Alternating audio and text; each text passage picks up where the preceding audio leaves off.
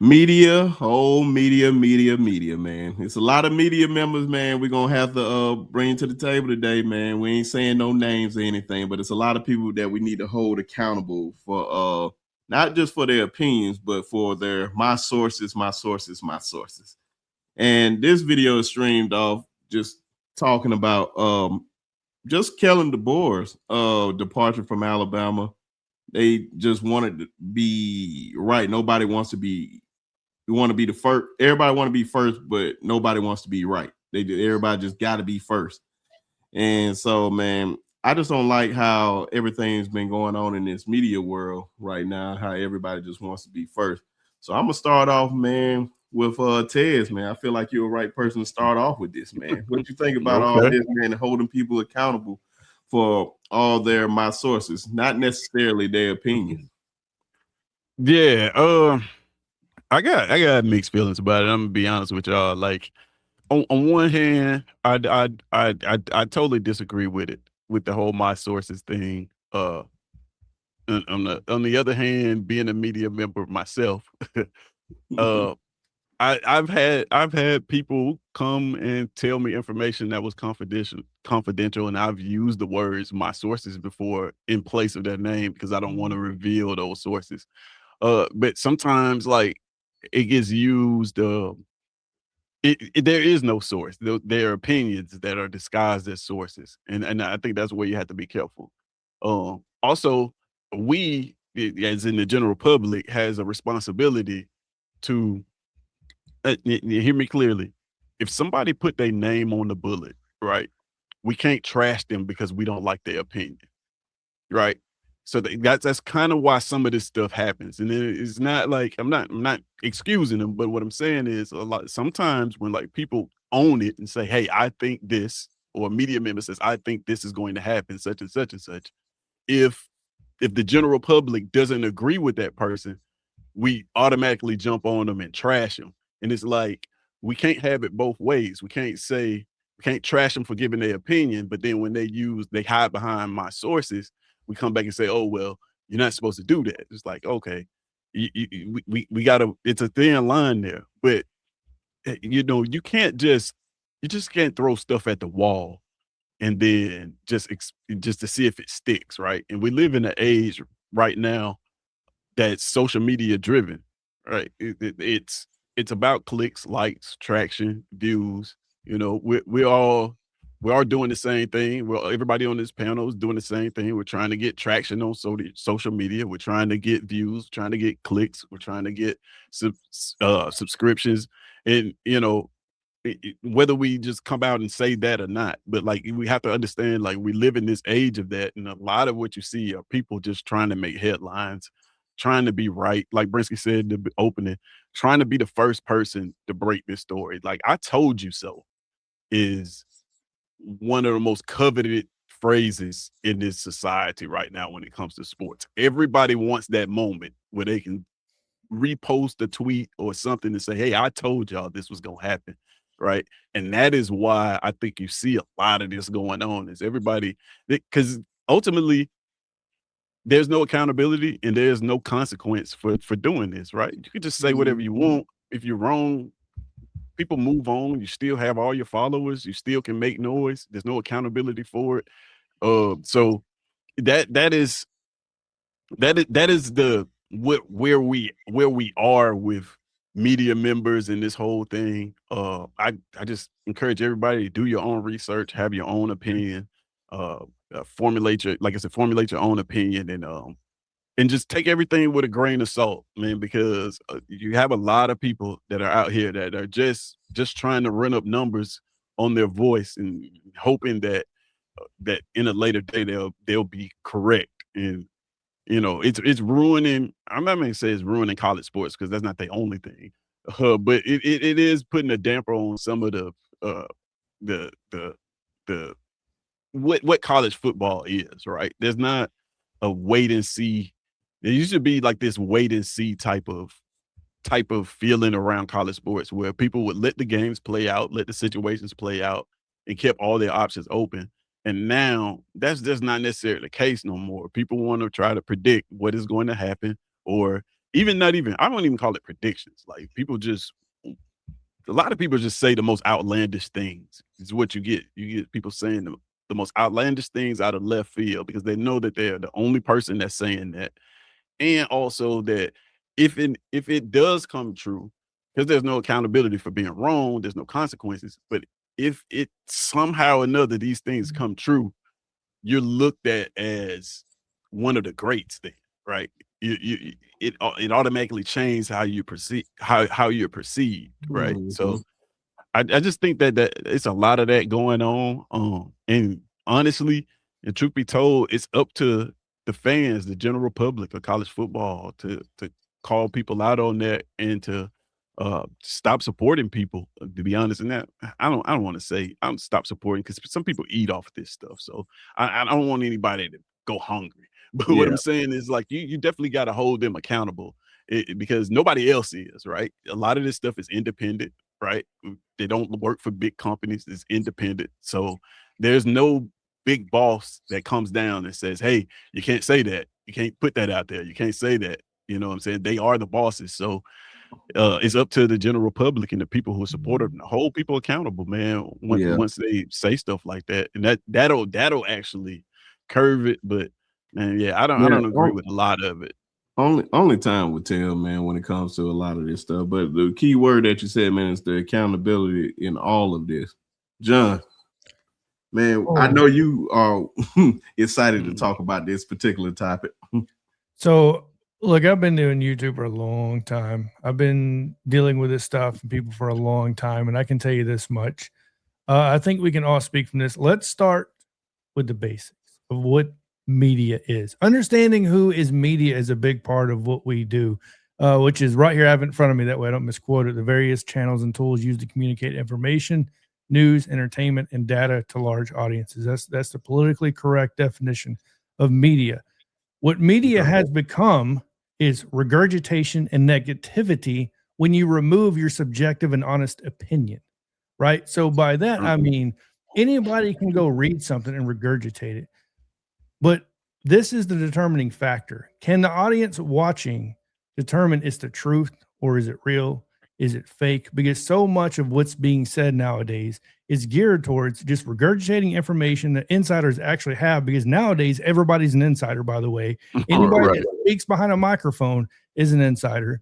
And so, yes, it's easy to get on here and regurgitate information and not hold yourself accountable because you feel like you shouldn't have to, because there's so many walls to hide behind when you talk behind a microphone, right? The media is not what it used to be. When my favorite guy of all time behind a microphone was Stuart Scott, right, with ESPN. He was the realest of the real for ESPN, in my opinion. That's when it was real ESPN, from just my personal opinion. But there's so much to this to say, and I'm not going to say names like you said, but I'm very passionate about this. I can't tell you how many times I've seen Kalen DeBoer has been linked to Penn State. Kalen DeBoer has been linked to Michigan. Kalen DeBoer has been linked to all of this. And these people are acting like this is happening. They're perceiving this done deal, Holyfield. Like, you know what I mean? So, and I don't think people understand the impact they have on the large audiences, by the way, they're presenting this information to, right? So they take it for granted. People get on these microphones, build an audience, whether it be through negativity, positivity, whatever it may be. And I think a lot of times you don't understand the effect you have on the people watching or listening to you, right? You could be affecting their day. You could be somebody going through depression and listening to you, and you're the relief, right? Or you're the negativity building onto that depression or that negativity, right? So, and I feel like people have just lost an understanding of the responsibility of what it is to do what you're doing. And I mean, I can't think of a better time in the world where I can get on here and speak my mind, you know what I mean, in a country that allows me to do it with all the amendments we have and not be punished for it, right? So you can't take that for granted. And that's kind of what we lost. We just want the biggest following on Twitter. We want the most subscribers on YouTube, right? Because we want to make a living talking. When what the hell have you actually done with your life to actually deserve that and earn that respect? That's the key part of this to me. Oh my God, bro. Hey, you boys great. In the words of Bishop, man, y'all cooking with gumbo. It's a gumbo right there. Shout out to Bishop. But Coach Al, man, what you think about all this, man? A lot of folks, like they said, man, same thing, man. It's just really accountability for the most part. Man, what's your thoughts on things when you see stuff like this on these spaces? Yeah, first of all, I could certainly appreciate as a consumer right now what I'm hearing from John and Ted's the passion. I mean, if to your listening audience on Sharpshoots Sports Talk right now, I hope you listen to what these two guys are saying because they're heavyweights in what they do, and you can feel the passion. And John is holding back actually. Okay, A lot. Yeah. you know, A whole lot. he's holding back. Me, I'm just a lightweight, but I'm an older guy, and I see a lot of this stuff is collinear with the moral decay in our society, and the overarching appetite for greed. That is what's really driving all of this. Uh, the love of money is the root of all evil. Okay, and so when you're consumed by something, when you lose objectivity, you're gonna do whatever you can to get it. If you put money in your pocket, okay, so let's not get it twisted. One angle I take on this is that there's betting in everything. And what better way to make money on a brand as big as Alabama? I'm not saying that because I'm a Bama guy, but look at the numbers. Man, The numbers speak for themselves. So why would I capitalize on that as a lightning rod kind of thing if I have an audience? Okay, to one, look at the betting piece of it, and dare I say, ruin what the mojo is going on for Tuscaloosa with the program to sway recruits and transfer guys and stuff like that. Who knows what kind of kickback you're getting because it's money underneath all of that. If a person has no journalistic integrity, they can go out there and spew this stuff out knowing they're dead wrong, because it's going to get them something in their pockets. That's where I'm coming from with this. Because again, as an older guy, I see the moral decay in society. Okay. The lines between right and wrong are blurred. big time. It is not a binary situation in our society this day. So everything goes. Relativism is real here. That's why I always talk about the negative free zone. I'm gonna go there because I know the poison that's in our construct that we live in. It feeds off that stuff. John kind of touched on it too. So these people who are doing this, they have no morals. That's first of all right there. No scruples, and no journalistic integrity. And in the social media spaces, there are no guardrails. But the people who are on networks, okay, who are in these sanctioned FCC bodies, who have a platform that spew this stuff out, that's where I think the social media spaces could come down and kind of touch on their credibility or lack thereof. Yes. That's where spaces like this can leverage that to start shed some light on those individuals, especially if they're manipulating the masses, which happens a lot. So that's my take on it. Yeah, man. You guys have said a whole lot, man, which a lot of people, it's going to offend a lot of people that don't like to hold themselves accountable. Good. And I'm glad that it offends them because of course, everybody that watches the channel, man, if you feel some type of way, you can always fill out the Hurts Feelings report if you feel some type of way as a media member. But, man, the only thing we just saying, man, is do better. And it's really just stemming off from the Kalen DeBoer conversation with him, but it's a bigger problem in the media space. Like we need to do a lot better.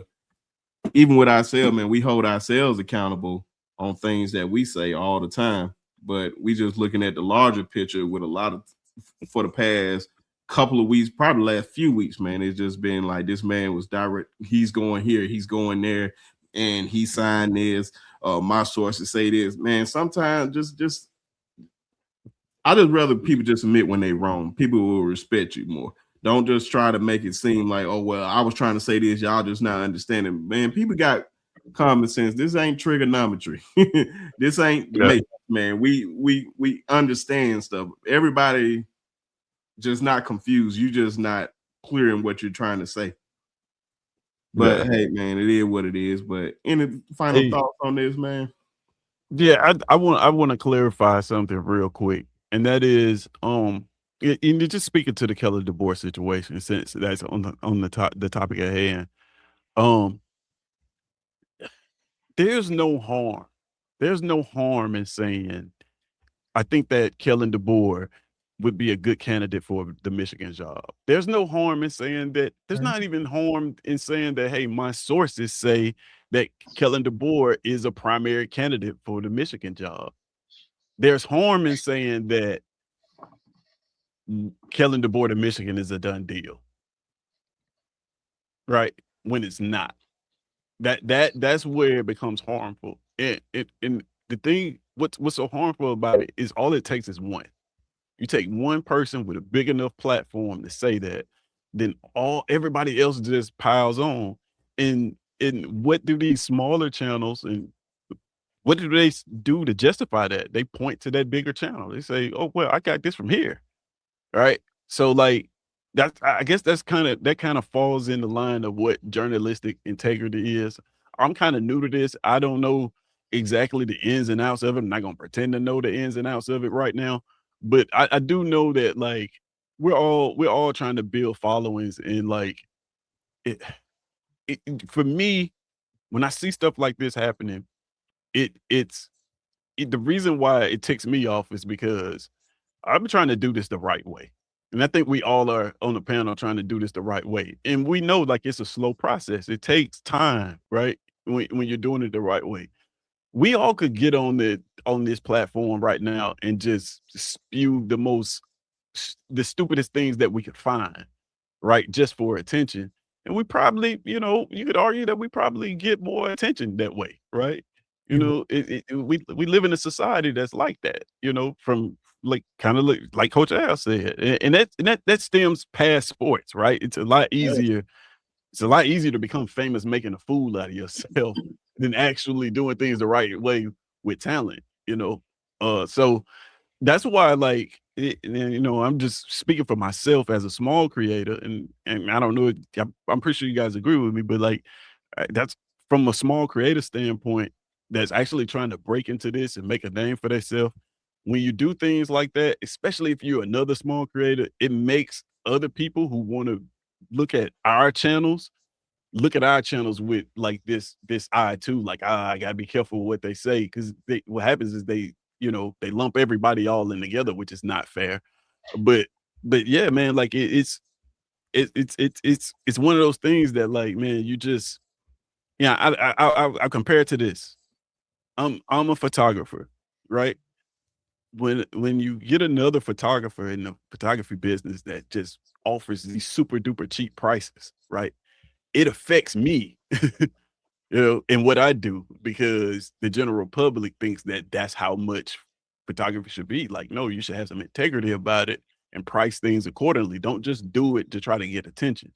So it's the same thing. It's how I relate that to this. It's like, man, as a small creator, if you're a big creator and you're doing this, then like, of course, you fall in a different category. But if you're a small creator and you're on the lines of like what we're trying to do, and you're doing this, it's just like just poison in the pool, right? It's making it a lot tougher for people who are actually trying to do this the right way, put in the hard work, because it's not easy. What the easy route would be for me to turn on this camera and just make up stuff. Like I could do that, and I don't think anybody in here would struggle being able to do that. But there's an internal struggle that you have when your integrity is lost. And like, man, I'm not going to sacrifice my integrity just for a story or like or some extra traction. And I think if most people operated like that in this business, which is kind of how it's supposed to be, we wouldn't see all of this. Man, that's a awesome way to end this, man. So John, if you had anything to say? Yeah, I just, and I'll make it quick. Look, 3 things. Number 1, not everyone should turn on a microphone and talk. Just because you have the ability doesn't mean you should. Sorry if that hurts your feelings. Number 2, short-term gratification through views does not equal long-term success. You may get to 3,000, you may get to 5,000, hell, you may even get to 10,000 pretty fast. You best believe the credibility will come down upon you. The people above you that are taken serious will call you out, or they will just completely ignore you in the long term. So you will go nowhere long term. I can promise you that. But I think the most important piece of this whole thing, this underlying issue from a media standpoint is, and a lot of it does play into the part of Kalen DeBoer, and that subject is, from a media standpoint, even from a content creator standpoint, we get away from one of the most important things that I talked to you about, Brinsky, and what I think I've mentioned it to you, Tez. You got to start asking questions.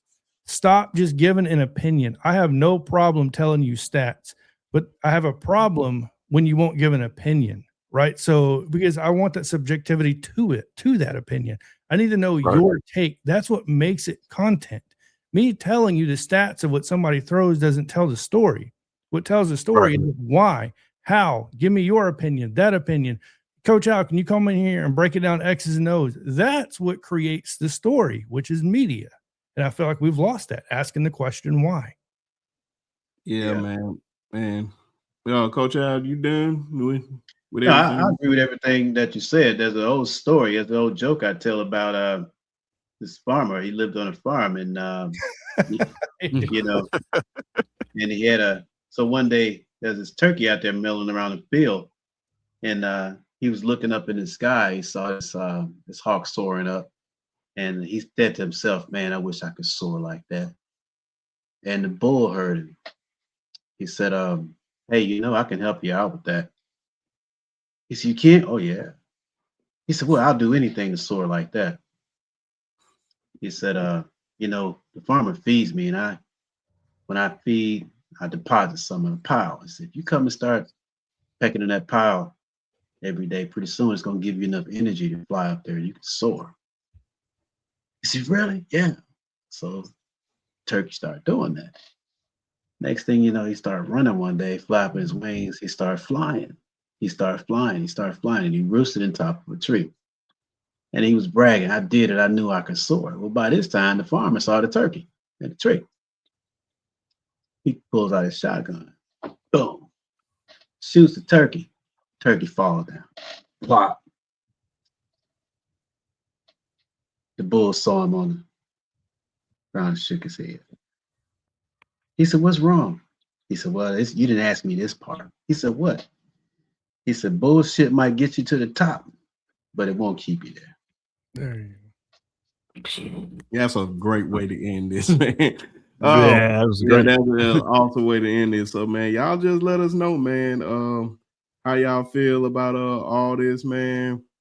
Holding people accountable in this media space, man, because a lot of them don't be held accountable at all, man. So just let us know how y'all feel about this subject matter, and we'll catch y'all on the next one. Peace.